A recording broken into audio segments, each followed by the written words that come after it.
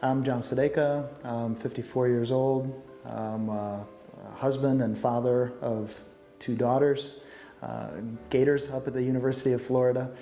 I work as a product manager at a local orthopedic implant company. I love spending time outdoors. I love to run, I love to bike, I love to spend time at the beach. I've always been healthy.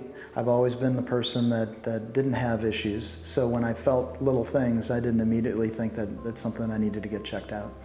So when I started feeling those odd things in my stomach, that feeling full after just a few bites of food and feeling a little bit of a hard spot, I finally felt like it was time to get it checked out. He was diagnosed with, unfortunately, gastric cancer, actually right where the esophagus meets the stomach, and it's called the GE junction. And unfortunately, that had already begun to spread. We talked to him about getting treatment started very quickly, and his liver function tests were showing us that we really didn't have much time. My prognosis was very poor, very, very poor. And the overwhelming feeling that was coming over me was that I wasn't going to be around to see my daughters. My daughters were in high school at the time, and I wasn't going to be able to see them grow up and get married and walk them down the aisle and all. And I started having that thought in my head, and I needed to change that thought. And I did. I said, you know, I'm going to do everything in my power I could possibly do to try to be there for them and be there for my wife and for my friends and family. One thing that I really liked about Dr. Rubin was the fact that he was aggressive, but he was realistic.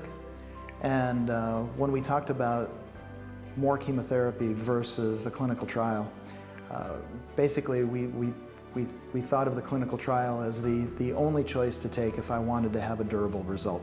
He encouraged me even to look into some of the major research centers, given the fact that it was stage 4 and it was incurable, and that I wanted to be around for my kids.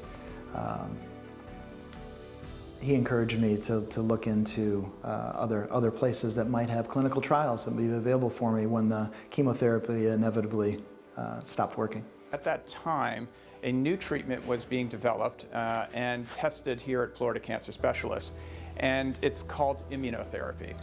And it's actually, since then, worked out quite well for patients and is now part of our standard treatments that we do offer patients. But at the time, it was experimental. We started traveling up to Sarasota and visiting with Dr. Wang and her tremendous staff. And I was going up there once a month for my treatments, and the staff up there was just as nice and just as wonderful as the staff down in Bonita Springs. I wound up going through 11 months and 11 treatments of immunotherapy.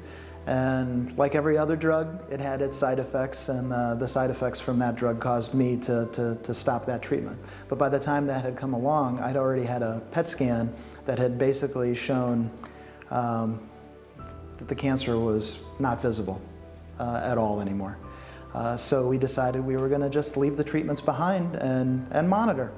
And it's been a little over 1.5 years since then, and I'm doing fantastic. I've never felt better. So we received the results of my great PET scan on July 23rd, 2020. And my cancer was the type that never really had an end to the treatment, so I never got to ring a bell. So my wife went and she decided she was going to get me my own bell. And now on the 23rd of every month, we ring the bell.